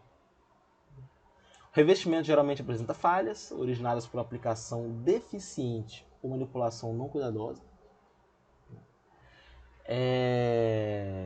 Isso é perigoso, essas falhas no revestimento, porque vão ser geradas pequenas áreas anódicas, né, onde aconteceu a falha, com elevada densidade de corrente. Ou seja, vai ser uma corrosão mais agressiva. Né? Isso pode ser gerado corrosão por pits ou alvéolos. Lembrando que corrosão por pits pode gerar perfurações na tubulação. E por isso a gente usa proteção catódica, né? Porque se o revestimento falhar, a proteção catódica não falha.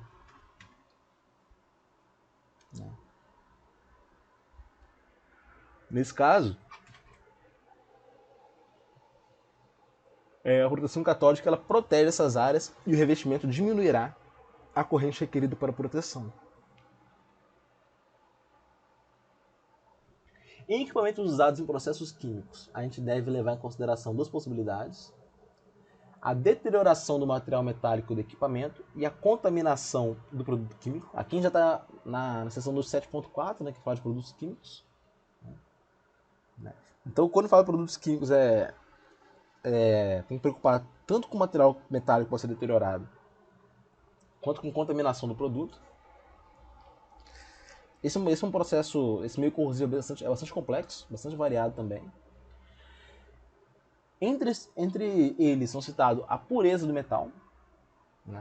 Entre esses fatores aí que influenciam esse processo, o contato de metais dissimilares, diferentes, a natureza de superfície metálica, pureza do produto químico, concentração, temperatura e aeração. Né? Após a obtenção desses produtos, o cuidado a seguir será evitar a sua ação corrosiva, procurando armazenar, transportar ou embalar esses produtos em materiais resistentes. Então essa questão do produto químico é bem legal falar disso, tá? Que para evitar ação corrosiva é legal a gente procurar armazenar, transportar, embalar em material adequado. É até legal falar isso, né? Eu vou comentar um exemplo aqui que alguns de vocês devem lembrar. A gente pode ter o exemplo do cloro, líquido gasoso, que deve ser armazenado em cilindros de aço carbono. Eu posso ter produtos alcalinos, né, que são armazenados em recipientes de aço carbono também. Né? Entretanto, alumínio, zinco, estanho e chumbo sofrem ação corrosiva em produtos alcalinos.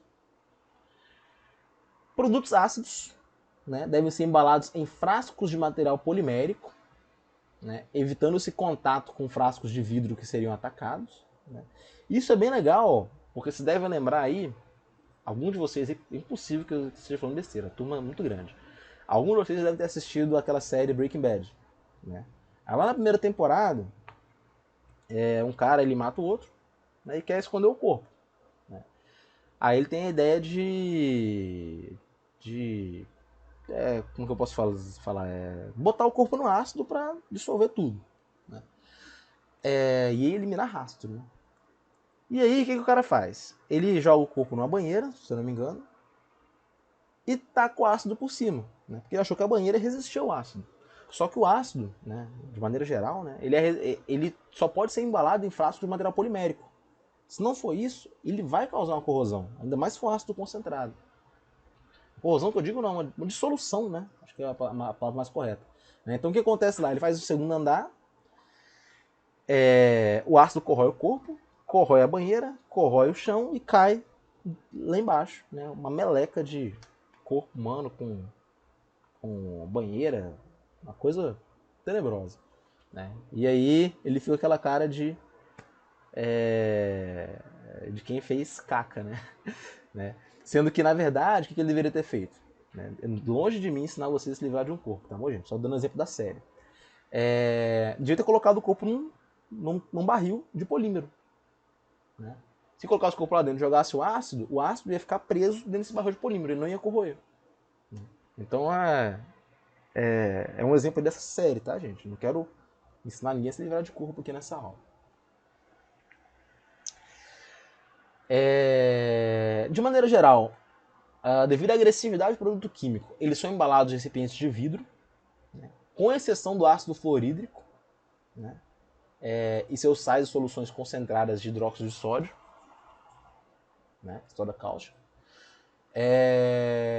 Devido à resistência química do vidro, são usados reatores ou tubulações vitrificados para resistir à ação corrosiva.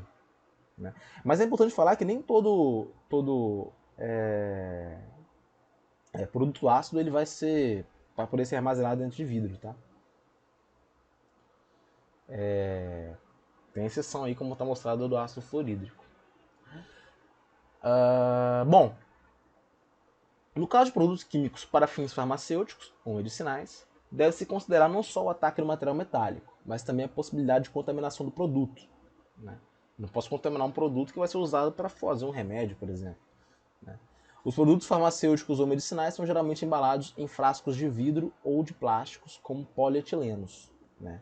Então, os produtos farmacêuticos eles são embalados em recipientes adequados.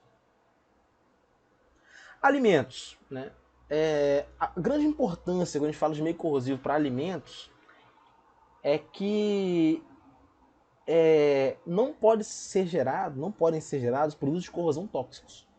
Né? Então a importância do efeito corrosivo dos alimentos está ligada à formação de possíveis sais metálicos tóxicos. Né? Pense num alimento X, que eu coloco num recipiente, numa lata, e ele corrói a lata e gera produto de corrosão que fica aglomerado no alimento. Quando a pessoa for comer aquele produto X, ele vai estar ingerindo um produto tóxico. Então, o recipiente que a gente guarda os alimentos, ele tem que ser pensado de maneira que essa ação corrosiva ela seja mínima, né? Ou não aconteça. Né? Além disso, além de poder ser tóxico, né? Esses produtos de corrosão, eles podem alterar o sabor, né? Alterar o aroma, né? Ocasionar a rancidez do alimento. Né? Então, um alimento que às vezes era para ele ter uma textura, ele tem outra, ele perde o sabor, dependendo da forma como a gente coloca. Né? Então, por exemplo, zinco, ferro e cobre, eles modificam o aroma do leite. Né? Então, leite, se guardado em recipiente desses materiais, vai modificar o aroma dele. O ferro ele pode reagir com tanino, ocasionando escurecimento de vegetais em conserva. Então, a gente não bota vegetal em conserva em recipientes de ferro. Estanho ocasiona turvação em cerveja e vinho branco. Né? Então, não guardem cerveja e vinho branco em recipientes de estanho. O chumbo é totalmente não recomendado, né? Que causa saturnismo, que é uma doença que ataca o sistema nervoso. Tá? O chumbo gera produtos de corrosão tóxicos, como eu falei na disciplina de Mateco 2, período passado também. O chumbo ele é perigoso por causa disso. Né? As indústrias de alimentos e laticínios, portanto, como exigem materiais resistentes à corrosão e também de fácil limpeza, utilizam em grande escala equipamentos de aços inoxidáveis. Né? Entretanto, diversos casos de corrosão por pits e de corrosão sob tensão fraturante em ácidos inoxidáveis 304 e 316 têm ocorrido na indústria alimentícia. Né? Isso é uma preocupação que deve ser tomada quando a gente vai fabricar o material e vai embalar para poder vender depois, comercializar depois. Né? Então, essa combinação de metal com alimento também é importante. Então, percebam que realmente corrosão é um assunto muito amplo. Item ponto 7.6. Eu não vou citar aqui vê que 7.5 é alimentos. O 7.6 é a corrosão causada por substâncias fundidas. Né? Esse assunto está no capítulo 14, que a gente vai ver lá para P2 só. Bom, como solventes orgânicos, né? Agora falando de solventes orgânicos, eles são compostos de ligações covalentes, né? E, portanto, não são considerados eletrólitos. Os casos de corrosão originados por eles ficam mais relacionados com a presença de impurezas que tem nos solventes orgânicos. Essas impurezas nos solventes orgânicos podem causar corrosão em determinados materiais metálicos. Então não é o solvente em si que causa, são as impurezas. Assim é bem conhecida a ação de água aquecida ou vapor d'água sobre solventes clorados, né? Que produz a hidrólise desses solventes, com formação de ácido clorídrico e ocasionando a corrosão dos materiais metálicos.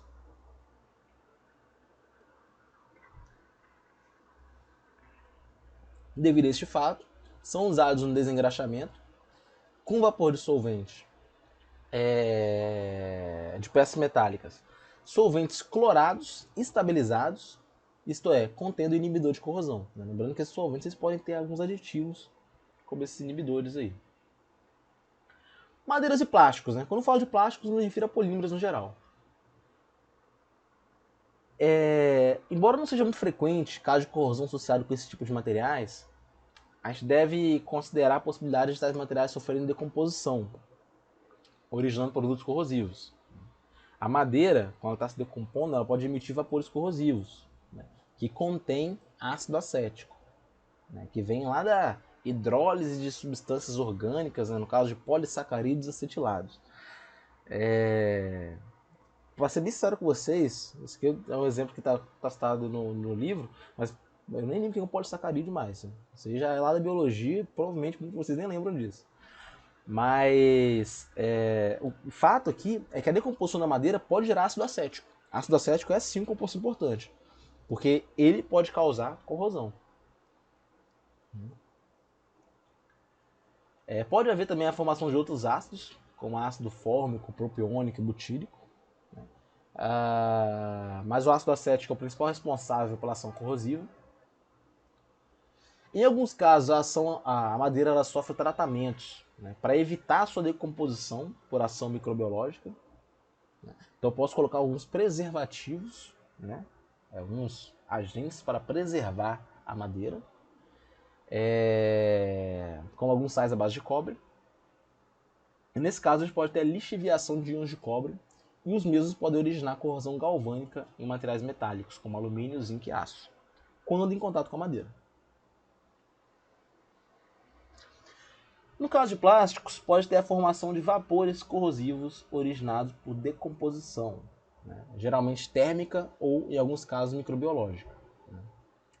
Os plásticos contêm compostos orgânicos halogenados, são aqueles que formam produtos mais corrosivos, quando decompostos termicamente, né? Como mostrado nesse exemplo aqui. Né?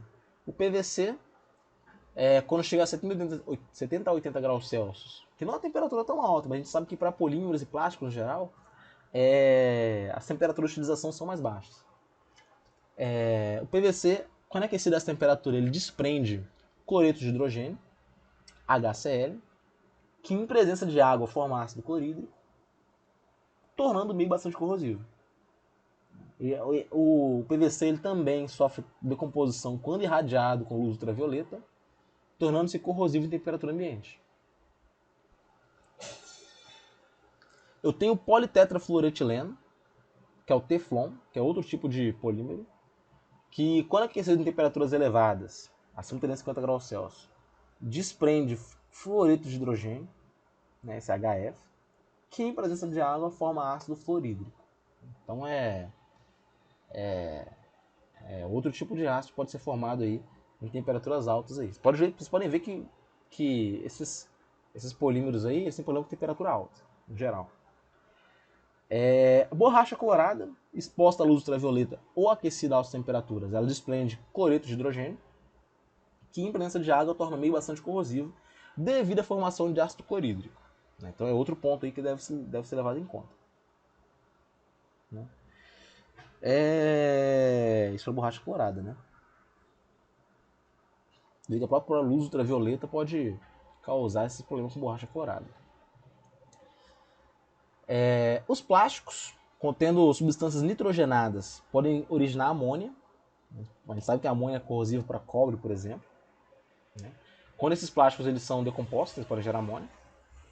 Como é o caso do nylon, tá bom? O que torna esse material corrosivo para cobre e suas ligas. Beleza?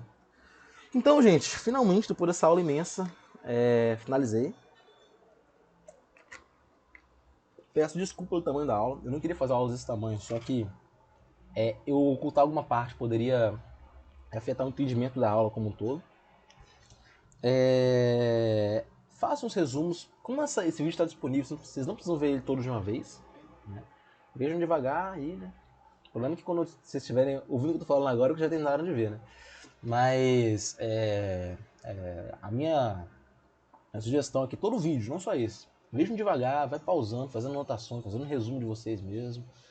E para a prova, não se preocupem com detalhes, esses exemplos que eu cito. Não quero que vocês foquem no exemplo, quero que vocês foquem no que você pode concluir a partir dele. Beleza? Então é isso, pessoal. Tenham uma boa semana e até a próxima.